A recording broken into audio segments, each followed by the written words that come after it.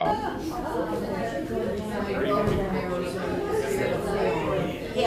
yes. So then where? I'll grab it.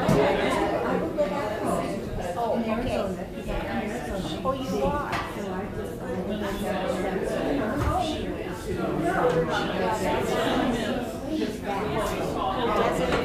Yes. And I hear you're helping out here and doing a great job.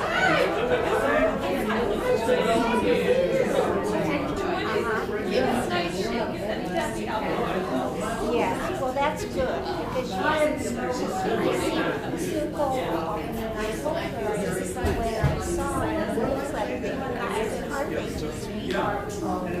You just have, yeah, you have made some. Roger Bushman's my name. Bushman, nice to I'm meet the you. president of our little group. Oh, wonderful. It's a 2-year term with a lifetime commitment. We met one day, but I don't remember here. Janet. Oh, that's right. Of course I remember you. How are you? So nice. So you're part of this too, I remember. Yes.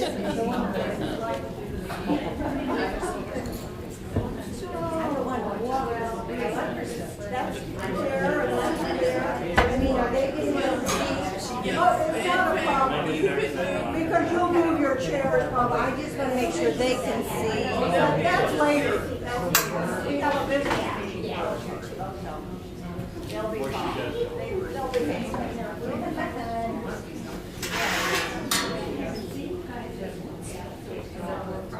I got your chair. Oh, are you talking to? Last place I've been.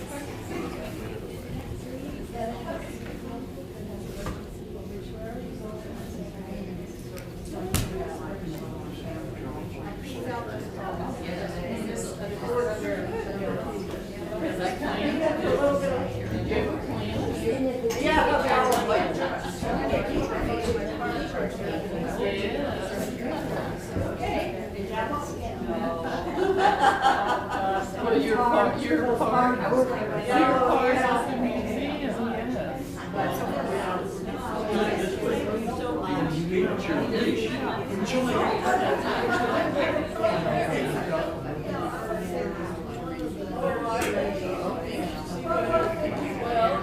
One of the things is they're going to do the family search memorial pages. sign in and check. Obituaries, get those ready. Yeah, right. It'll be caught up before long on index.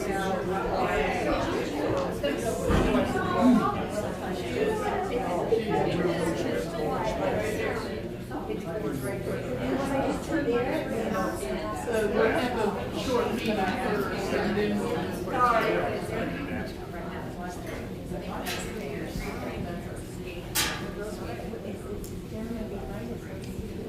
We put it on Facebook, our meeting program, because we got a message. We got a message from our team, you know, and somebody loved to come and visit. Be there tonight, and I said, watch us on Facebook. So I told him, it's right now. I know.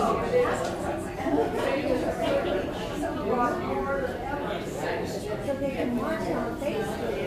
Is it being recorded too, or is it recorded live? It's live, but it'll always be up. There's more chairs there. It'll always be up. So you can go back and see. Yeah, we have somebody go back and watch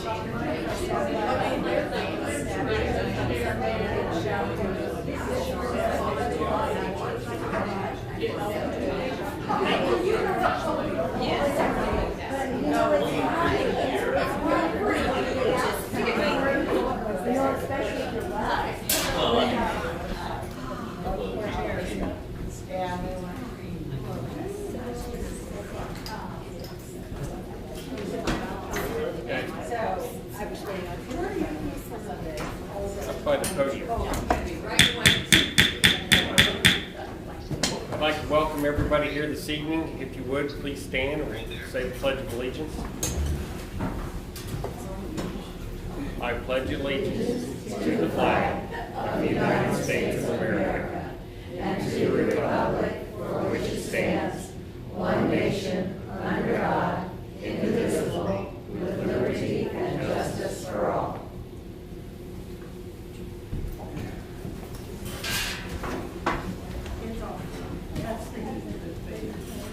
I welcome everybody here tonight. Some of our meetings in the cold winter months aren't very full. I want to open the meeting with a quick, we had a board meeting at Linda and I's house, and we're just discussing this building and we need to preserve it. We have a leaky roof, a leaky foundation, so we have a lot of issues. So we're going to be looking at contractors and giving some estimates on what it's going to take to get this fixed. With that said, we'll move on to the next on our agenda would be Linda on our cemetery walk. Yay! Yes, we are having another cemetery walk this year.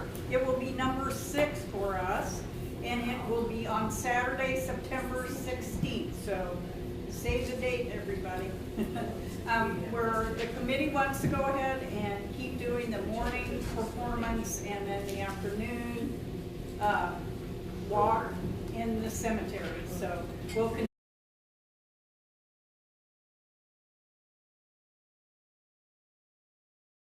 The ditch, where the ditch runs through the cemetery. So will be probably folks that a lot of you people knew. So anyway, we have a lot of interesting characters that we're looking at. So we want to invite everybody to come and enjoy the cemetery walk this year. Again, thank you. Thank you. Again. Next up is Janet King. Well, I don't have too much to say. To go back, we don't meet in January, and so this is our first one of this year. We've had some excellent programs, October, November, and so it's just really been great, and so we'll continue with that. And just about the same thing, that we are looking into some repairs that we need to do and everything, and things that we keep doing, and we like that.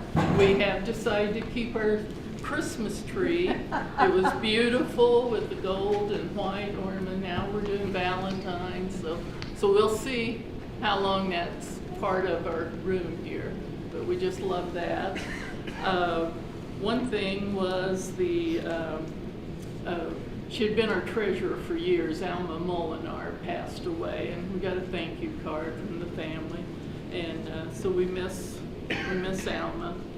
And one more thing is we've got extra copies of these. Is the Jasper County Fair Association would like for you to give some recipes if you want, and they're making a book up, the 100th anniversary celebration cookbook, and you can go online and see about it. We've got copies here if anybody's interested in them, and they just give you all the information. Anybody interested? Yeah. Oh, okay. Let me pass these around, and if you don't get one, we'll make copies. And I've got Yeah, because I can't remember when they're due. It's But it's 12/31, not till the end of the year. Right, because it's 2024 is the 100th. 3 or 4 birthday. entries per person, and you can return it email or this form or whatever, but it's very, very good explanation of it.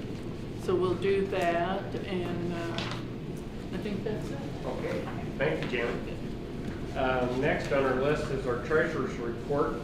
She's not here, but on your tables you should see a prepared statement she has. If you have any questions, look it over.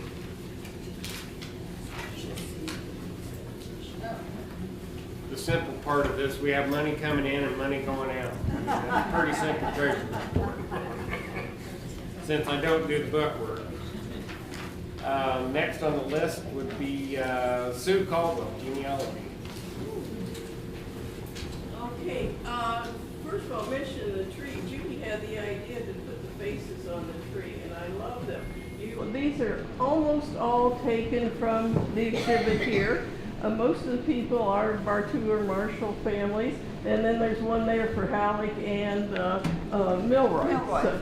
So I think it's a great idea. So you can have your picture taken with a different face.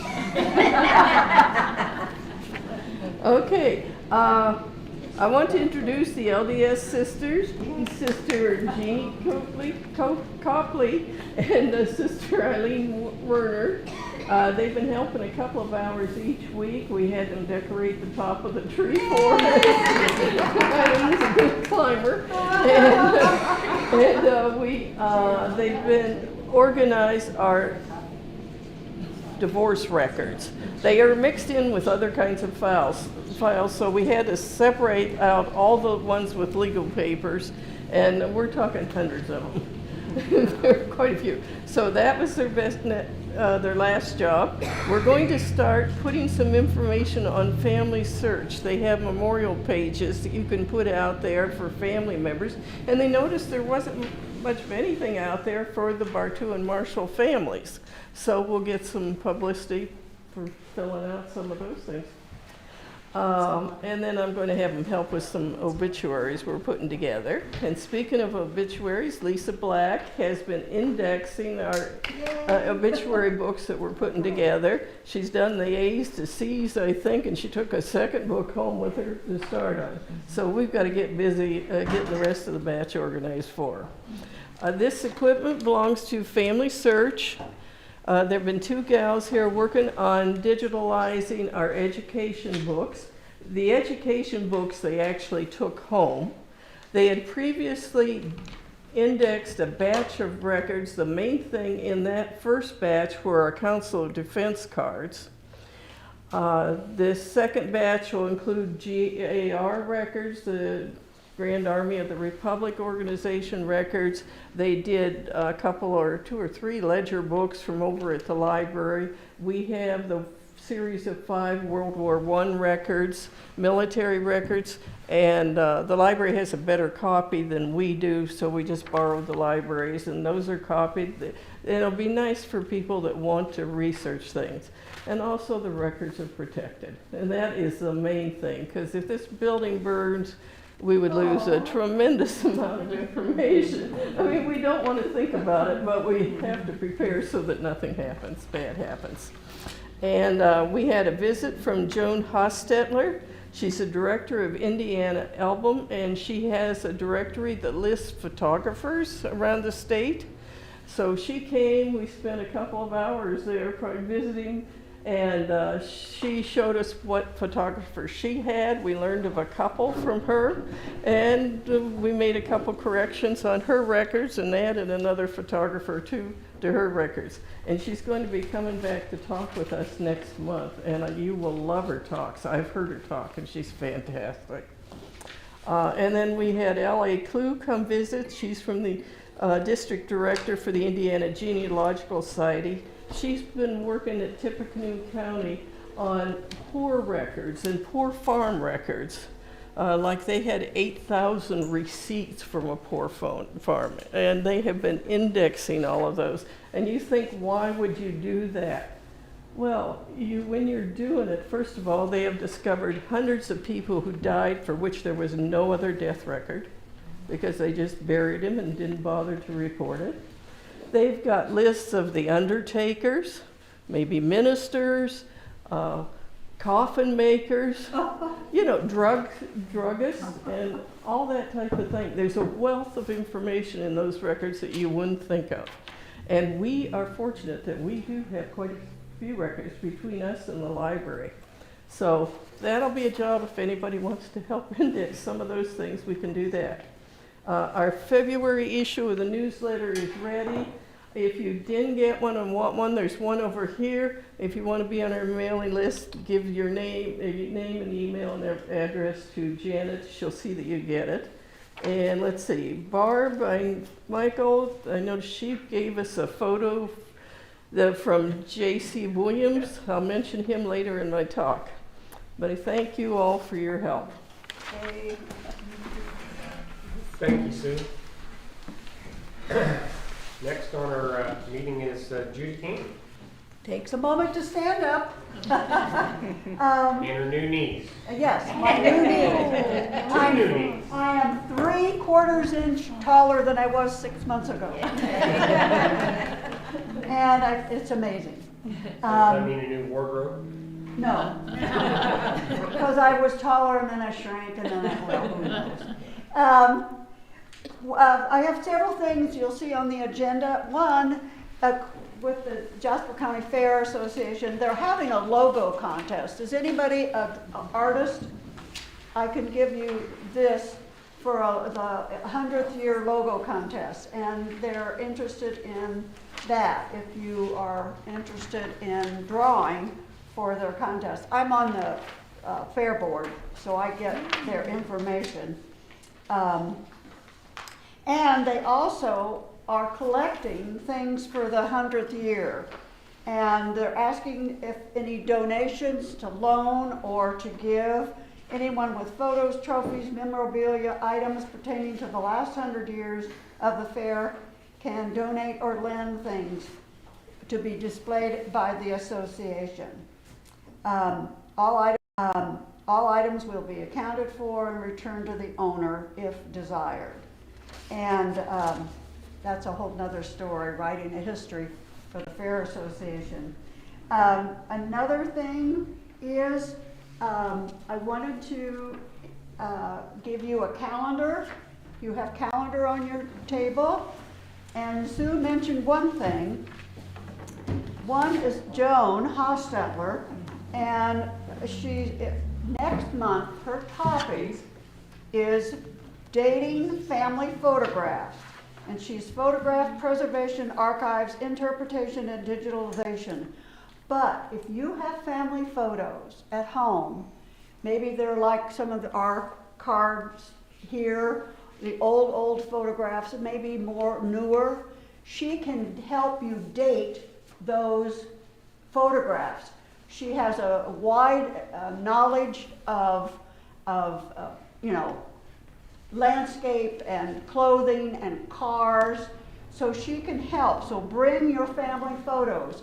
We would love them if they're Jasper County photos, so we could make copies for our files too. But please think about that. If you have somebody kind of lost in a pile and you think, who, tell me, can you give me an idea of when this fellow in this dapper suit was alive? She can tell by his clothing or his hat or whatever. So please, next month, come and see those photographs and hear her talk. April 18th, I hope you don't mind, I'm going to revisit Who's Your Hunting Ground. And this gives you time to read it. I don't know, here's just some sheets of, at least it'll remind you of the title. Who's Your Hunting Ground was John Alter's book. He wrote under Bill Batt. And we have somebody talk more about John Alter. But I want to talk about the Beaver Lake. I want to talk about, there are at least over 50 different kinds of animals mentioned in his book, the kind of plants, flora and fauna both, and I want to really hit that because I have this vision after reading that book that the land from here west over to and north up to the Kankakee and Beaver Lake was, I can't say jungle, but it was very rich and heavily grown with plants and wonderful hidden nooks and crannies, the kind of places that the people lived in the story. It's just charming. So I hope You don't have to read it, I'll probably go over the story quickly, but I really want you to just absorb all that feel that, you know, we have these big broad areas of farmland, whereas there was so much water in this whole area, and all of the things that go with it. So I'll bore you with that on the 18th, if you don't mind. On May 16th, our meeting, Sean Yalley is going to talk about his Horton Yalley building downtown. I remember I had an antique shop there. He has restored it and spent, I'd hate to know how much he spent on that, restoring that outstanding building. It is listed as outstanding in our survey book. It was a remarkable building, and he adores every inch and nail in that funny old building, so he'll be here to talk. And then June 20th, the carry-in dinner, and we need to decide if we want to go to the park again or what we would like to do for that, okay? I think that's plenty of talk. Thank you, Judy. Is there anybody else have any other business they'd like to discuss with our little group tonight? If not, I'd like to have a motion to adjourn tonight's meeting. So moved. Could I have a second? Second. Thank you. Those in favor say aye. Aye. Those opposed? Tonight's meeting has been concluded. So before we do our program, Linda's going to get up and uncover food and drinks for everybody to get up and get a plate. And then we'll start our meeting, or our program for the evening. And if anyone cannot see the Oh, screen, shift. just shift around, Yeah. you know, pull Find a an chair open around spot. anywhere. I know it's probably easier to Somebody sit can over sit here. in the cathedral chair over Oh here. yeah, right by me. And we could switch Soft. the bench around too, probably.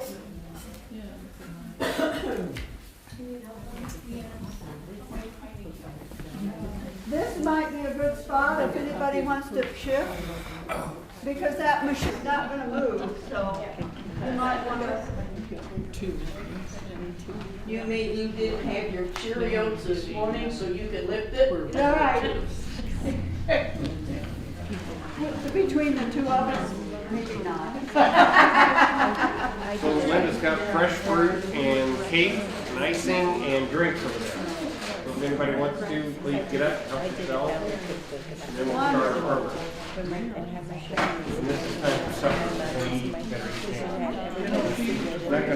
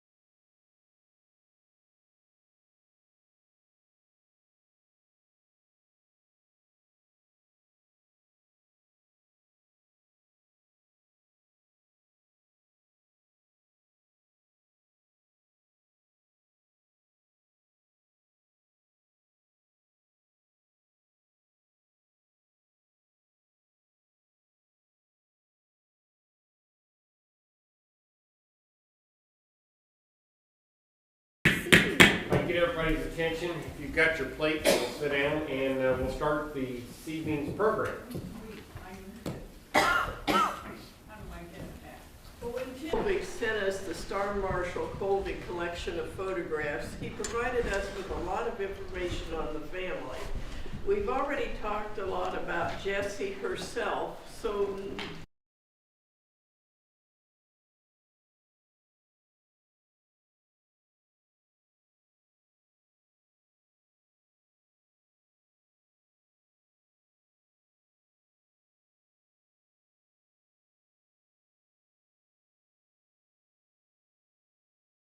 '90s. Now, we are not going to talk specifically about photography, but we are going to talk just briefly at the end about photographers that were working in the county before Jessie, after Jessie, and some of them were there at the same time she was. Okay. This photograph of Jessie's grandparents.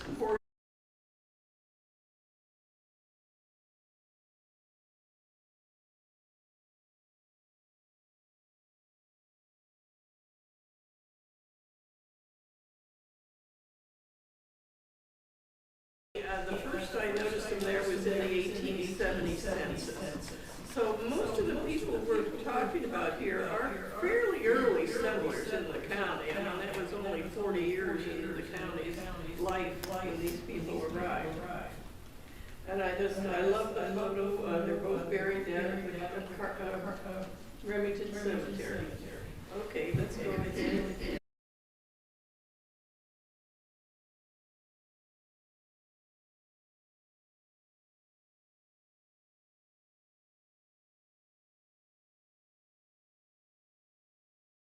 Photos of them. My favorite photograph in the exhibit is over in the corner here. There's a photo with Star Marshall with her hand on her grandfather's cheek, and I think it's absolutely darling. Arabella was born in Vermont. Lafayette was born in Erie County, New York. The couple of are the parents of Lily, Jessie, Minnie, Dawn, and Bert. They also had a little boy named Albert that only lived to be about 2 years old. So we're going to tell you a little bit about each of these family members. The three sisters, Jessie, Lily, and Minnie, were all very close. Minnie and Jessie never married, and they were strong supporters of Lily and her children. So let's go on, and we'll talk first of all about Minnie. That is Minnie on the far side. On the right side is Minnie's adopted daughter, Pauline, and she became Pauline Miller, and her mother. So this will give you a chance. Some of these photographs you see are in the exhibit. Some of the photographs are not. So we're trying to show you a few new things. Minnie and her brother Don never lived anywhere but at the farmhouse where they were born. Minnie was a school teacher for 30 years. She was a school board member. At the age of 60, she decided she was tired of the blasted brats and came home and quit being a teacher. She became a linotype operator at the age of 60. That's a very difficult machine to learn, and she kept at it for about 18 years until she died. And her brother happened to own the Remington Press, so that's where she worked. It was Minnie who played a major role in raising Lily's fourth child, who was Edison Tesla Marshall. Edison was the famous writer and big game hunter. Every other weekend, Tess and Minnie made a wagon trip between Rensselaer and Remington. Edison would later write, "Those 12 miles were the road to Samarkand." And I'm not sure if that's exactly how you pronounce it. I looked several times on the internet and I saw various pronunciations. But that is a major stop on the Silk Road between the Mediterranean and China. It was an adventurous place to travel. So to compare a ride between Rensselaer and Remington, it's a huge compliment. And Edison wrote that we saw turtles and blue racers and prairie chickens and once an eagle. Aunt Minnie loved the strange and the new and was scared of nothing. So a few of the photos in our collection were taken by Minnie. She was not a professional photographer like her sister was, and to keep her photos separate, she would write her initials on the back of the ones we took. Do you want to show the next? Oh, nope, I don't have the next slide there. Must have skipped one of them. Anyways, there are several collections, and there is one over there that on the back, Star Rose wrote that Minnie had posed her for the picture. We think Jessie probably took it because Minnie did not write her initials on the back of it. So you can take a look at that afterwards. At the age of 56, she adopted a 3-year-old girl named Pauline Lucille Bartu. And we pictured her. Now, you're okay where you are now. Okay. Now we're getting to the brother, Bert. He was Horace Jobert, and he was the one that owned the Remington Press for over 40 years. He was the one that financed the building of her first studio. But after that, you see no connection with his legal connection between him and Jessie as far as photography. We know she was very successful and was able to financially finance herself the rest of her life. Bert was married to a lady named Rena Peacock, who Starr referred to as the little aunt because she was very tiny and she was a little bit younger than the other aunts of hers. There is a good photo in the exhibit of Rena and the Marshall girls that's labeled Charade. And on the screen is a photo of Bert, Rena, and the woman on the far left is their adopted daughter, Berea. Okay, go to the next one. Okay, you can see here there's a little wedding picture for Lily Bartu. There's just another picture of them at an older age. That's George and Lily. She was a sister, and I have a description here by Tim. The lady of the house was my great-grandmother, Lilia Estelle, or Lily Bartu Marshall, a former school teacher, poet, and queen bee of the household. And everything you read, the whole family catered to Lily. But she must have been a wonderful person. She and George had 2 to 7 children, 2 of whom died in infancy. And if you look at the exhibit under the screen, there is a poem written by Lily after she lost one of her children. And it's a very, very touching. It was published in the local newspaper, then in a national women's magazine. Her household also usually included a hired girl or a nanny, sometimes they called them a mother's helper back then. A week ago, while we were searching through school corporation books, we happened across 2 teacher certificates for Lily Bartu. I thought that was just strange that and actually it's in a book that probably includes her actual teaching contract. Oh, wow. So when we get the books back, we'll take a look at that. Go ahead to the next screen. George E. Marshall was pictured here with his sister Mary. He's the brother-in-law of Jessie, and that was just the tag on the back of that photo. George taught school for 10 years in California and Illinois prior to purchasing the Rensselaer newspaper with George Healy. George was a partner for only about a year. And then for about 27 years, George ran the paper before the family moved in 1907 to Oregon. And while in Oregon, George purchased a pear and apple orchard they named Oaklawn Orchards. 3 of their kids, Lucille, Starr, and Verd, actually graduated from Rensselaer High School before the move to Oregon. And let's see, lost my place. I was going to tell you a little bit about about George's father, stepping back a generation, in 1850, when he had 7 children under 11, he decided to go to California to get gold and get rich digging for gold.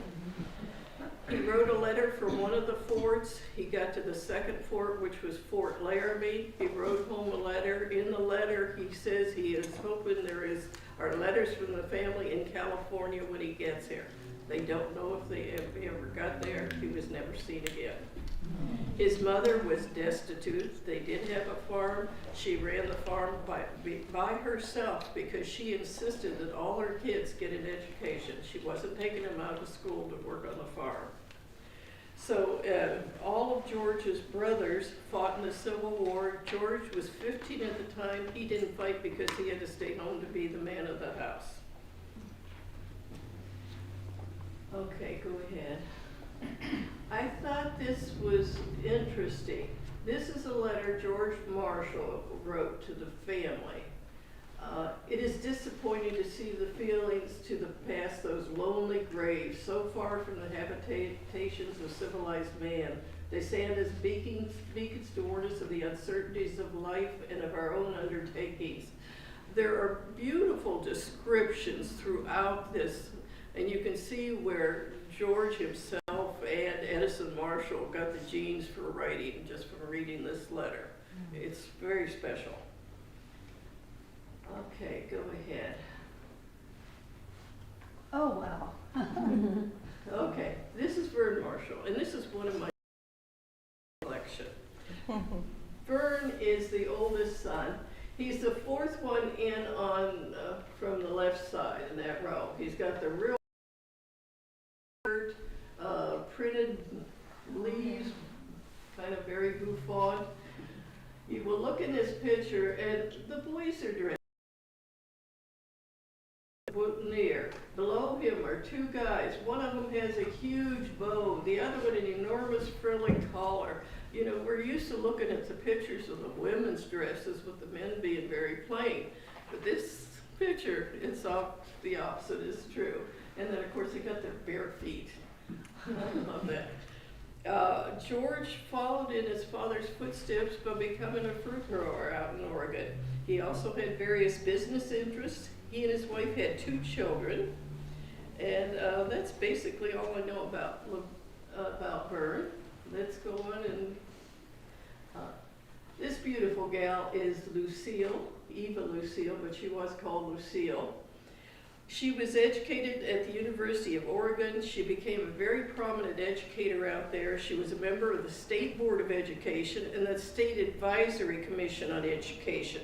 There's a school in Klamath Falls that was named for her. Oh, really? She and her husband unfortunately only had 1 child, and he suffered from Down syndrome and died when he was 4. Okay, the next daughter of the family is Stella Louise, or Star Marshall. You've seen many photos in here. There are dozens of photos of Star. She lived in the studio, it seems like.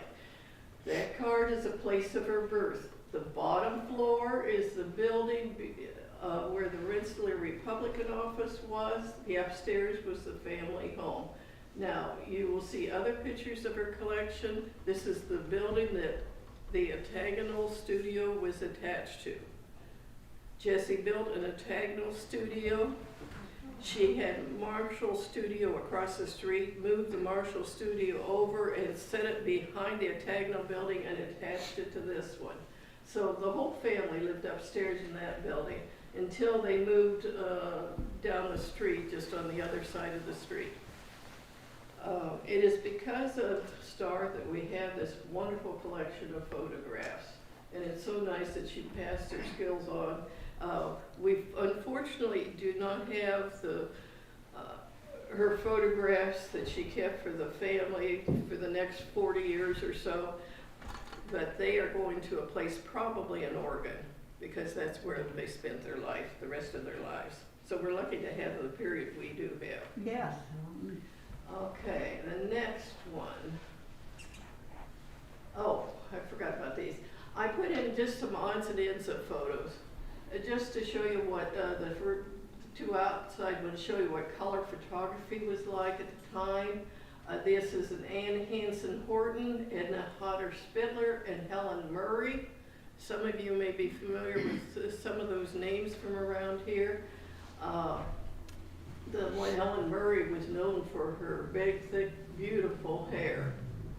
Okay, go ahead. Coloring was not easy on these photographs. I said I wasn't going to say much about photography, but the coloring was basically used watercolors. And the papers were not smooth papers like that. You know, the colors ran. And it's very interesting to look at a photograph that's been colored and enlarge it. We did it to, when Dr. Jentz was here, he put one photo under the screen and the lips were red, but when you looked up close, the top half of his teeth were also red. The color red. Now, when you look closely at the photo, you never noticed it. But you had to be very careful and very skilled to do a good job of coloring. And Jesse was known for being a very good colorist. This is a picture of Star Marshall and some of her friends, Helen Murray, Marceline Roberts, Edna Hodder, I don't know how you pronounce that name, does anybody know? Jenny Hansen, Maddie Drake, and Star is the little one, the shortest one. Can I say something here? Marceline Roberts, who was the second person in, was married a gentleman by the name of Snorf, was his last name. He was a doctor, and she moved away from here when she was married, you know, probably right out of high school. And her husband was a doctor at Northwestern University. And when she passed, she donated her piano to the Presbyterian Church. Oh. And it sits at our church. It's been there since 1954. The baby Yes. grand. Mhm. Her son was passing through town 3 years ago, and his wife, and they wanted to stop at the church and go through the sanctuary and see the piano and whatnot. And then they turned around and sent a check to the church for $2,500 as a donation. Wow. It was lovely, yeah, lovely people. Also, Marceline Roberts was one of the pallbearers for our little 12-year-old that we highlighted at the cemetery walk this year. When she passed, she was one of her best friends, so she was one of the people who, what was her name? I can't remember her name.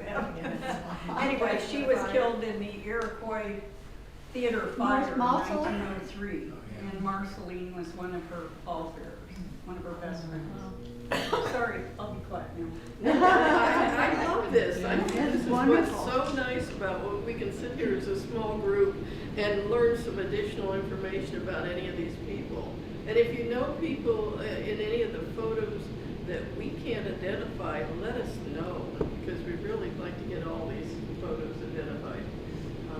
Go ahead to the next one. Okay, one of the other kids, Edison, Tesla, Tess Marshall. Okay, now, I think I told the story about Edison as a kid. He was called Tess. He'd sometimes be teased, and they'd call him like a little Tessie, like a little girl's name. He was not wanted to be on any of the teams if they were playing games, because whatever team he was on usually lost. He learned to shoot a gun and shot his finger off and everything. But this is a description from Tim about Tesla becoming a man's man. He describes him as a cigar-smoking, rum-drinking, world-traveling, big-game hunting, prolific author of science fiction, action, adventure, and swashbuckling historical fiction novels, short stories, and magazine articles. Some of his books became movies. The Vikings, which starred Kirk Douglas, Tony Curtis, and Janet Leigh, was from his book. The Son of Fury, the star of Benjamin The Story of Benjamin Blake, which starred Tyrone Power and Gene Tierney, was also a film based on one of his books. In one of his last interviews, Edison summed up his career by saying, "I went after the two big prizes, fame and fortune, and I got them both." He was the wealthiest and most famous author of his time, and a photograph of his gorgeous retirement home, which is kind of, home is not quite the right description for it. It is a big mansion down in Georgia. You can take a look at that photo. It's a fabulous house. Can you go, oh, wait a Oh, minute. what I about- should point out Yes. that the paper boy there is actually Star. The little girl there is actually Edison. So they were dressed up for the photo. And a similar photo was put on one of our vintage views at one time. Okay, go ahead. And they had one more child. This is the little girl called Hope, and that's Star holding her. We don't know much about her. She was married twice and raised 3 children, but that's all we have on her. Okay. Now I have a few photos that are just from the collection that I think are cute. This is a Saturday night bath.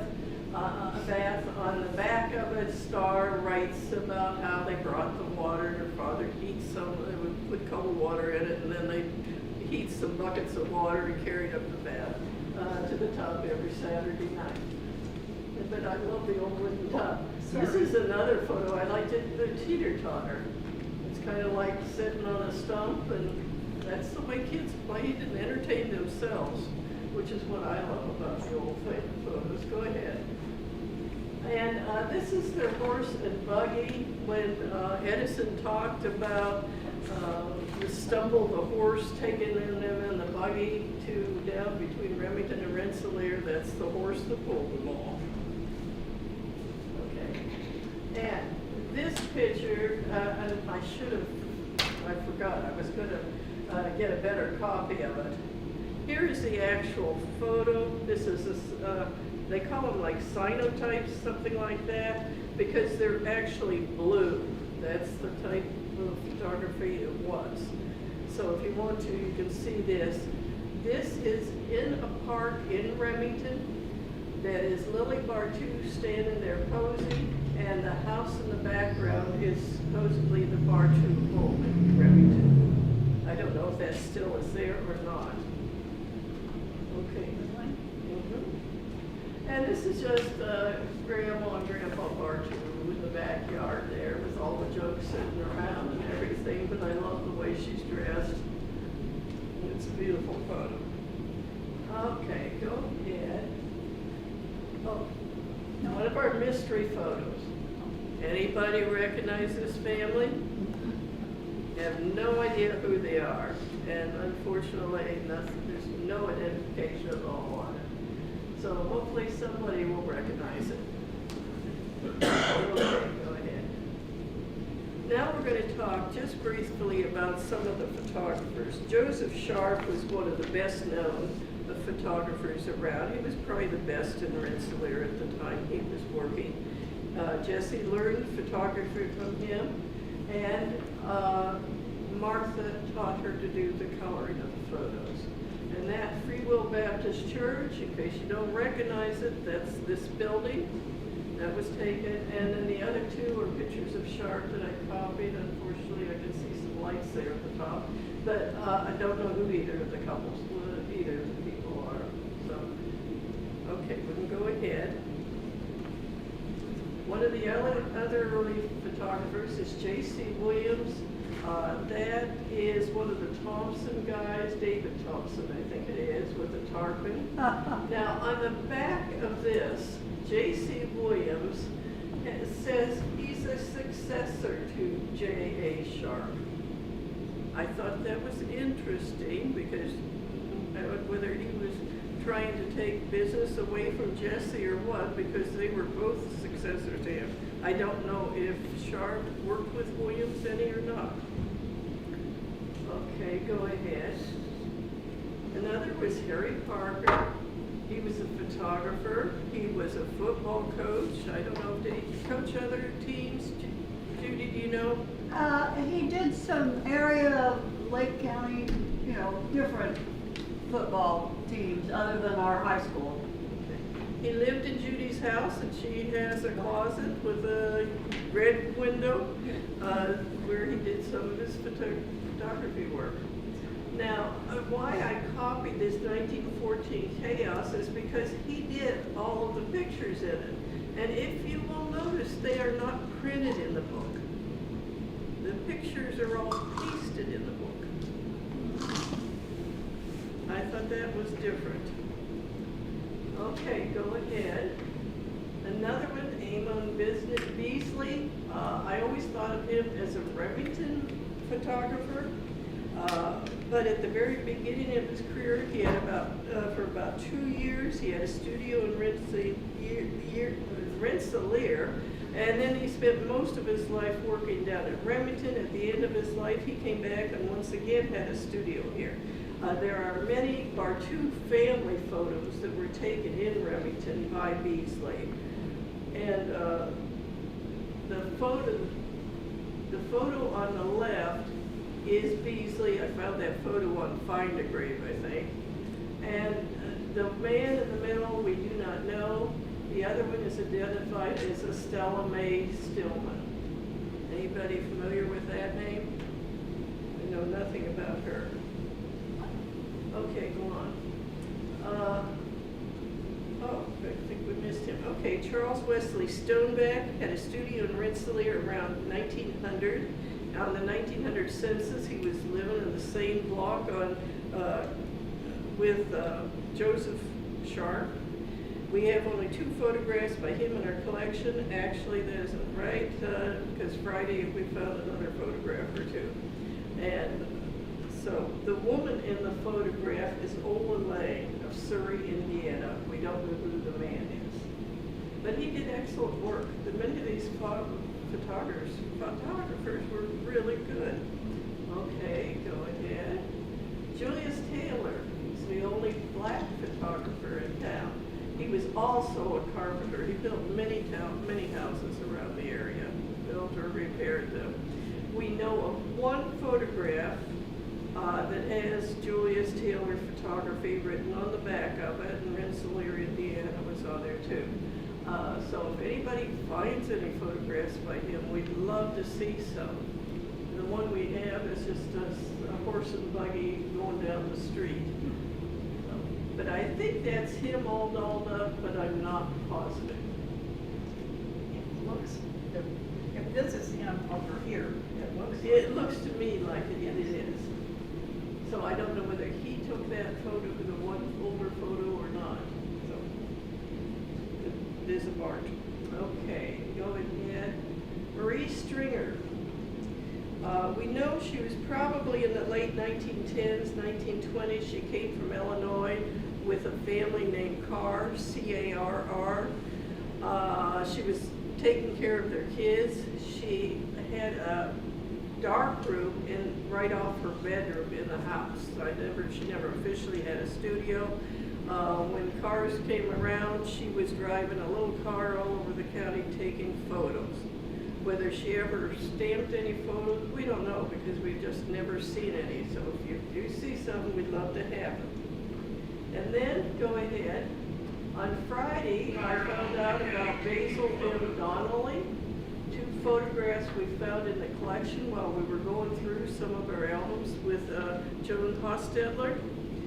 And he was originally from Monticello. He purchased Stoneback's gallery in 1901 and sold the gallery to Parker about a year later. And it's very possible he sold his equipment. Parker used Jesse's studio building, but he may have used the equipment, some of the equipment from Parker. We don't know exactly what he purchased. Joan has records showing that Donnelly was in Remington as early as 1875. And in Remington, his partner had the last name of Teagarden. And at this point, I don't have any information on Teagarden. That's one of the things we have left to research. And the next one that I put it in, Benjamin Ed Heath, know nothing about him. According to census, he made daguerreotype photos. We have no known photos. We know he made photos around 1860 in Rensselaer and Pleasant Grove. But at this point, that's all we have on him. So that's the end of my talk. Do you have any questions?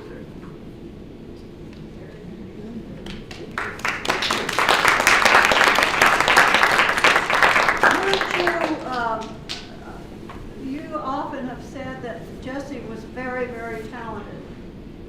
How do we know that? Well, one Other thing. than, well, Dr. Jentz seemed to think that too. Yes, I mean, really, it's from what he said. Doug, if you look, I'll go over here by his photos a second.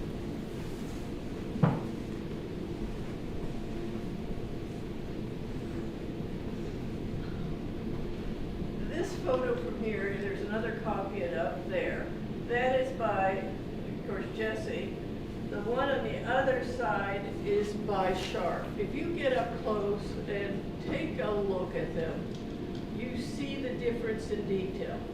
And that is partly the type of equipment she had. She had, from what we saw in a photograph of her, the best equipment you could buy at the time. It was expensive. It would have probably cost her the equivalent of $10,000 to put the type of equipment that she had into her studio if it were in today's prices.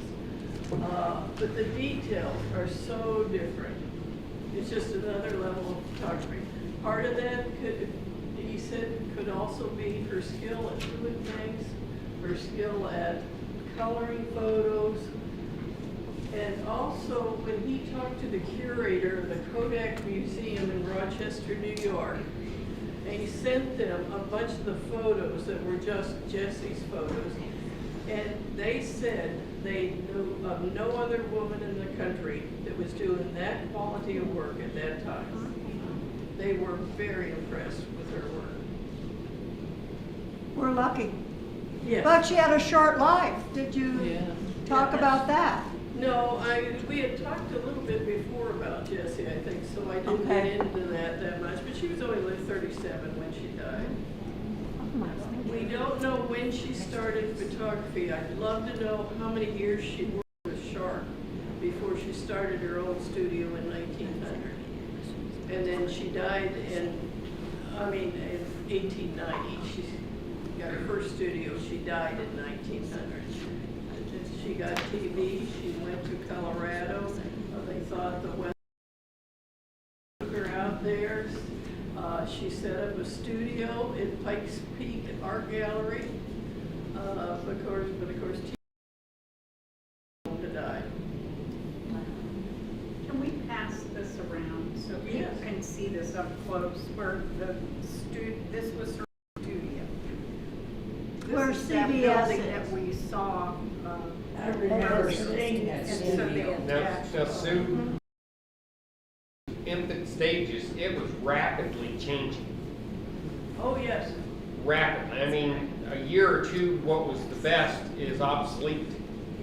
Because inventions, things were getting better and better all the time on how to take photos. Yeah, I mean, this isn't taken away from Sharp, but this was at the end of his career. He wasn't buying new No. equipment then. And for his time, his work was excellent. But you can just see the difference in the newer See, I equipment. remember seeing that studio. Yeah, so do I. I remember, I don't know where it was located at. And there is a photo Main up here, Street, if you haven't seen it, of opening day. Before you get to And the some of first her family is in the crossroad. picture. Her parents are It was on shown this- pushing a baby Yeah. carriage. Yeah, And I her remember brother, one of seeing her that. brothers is I just outside on a don't remember fence. what One of her sisters, Lucille's at the door of the house. So, When was the studio torn down? about 54. Okay. Wait a minute. Well, I don't have an article. The reason is I have very vague memories of that building because he used to get my haircuts from Dick Warren there in the hotel. Okay. Yeah, the McKeever Hotel, Yeah, yeah. I remember And seeing that. really, Williams' studio that she bought was right across the street from the McKeever Hotel, originally. Okay. Across, Then- okay, that, And then she started and that was in 1890. And then 2 years later, she started building the Tagnall Street building, studio right next to the house where the Republican office was. And she put Williams Studio on the back of her building, because it was designed to let in the light from the north side of the building. The octagonal building was just like a customer service area, you know, where people go to pick up. That was not, it didn't have the lighting to take photographs in it. She really used Williams Studio as her operating studio. Lovely. And I should say, we have a Scott Bartu. I don't know where he's from, but he's on the line. Welcome, Scott. I'm glad, hope you can come down sometime and see this collection.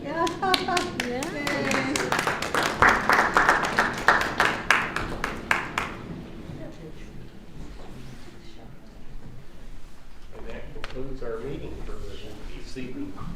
But there's still plenty of food. Help yourself. That's just so fascinating how much you know about this family.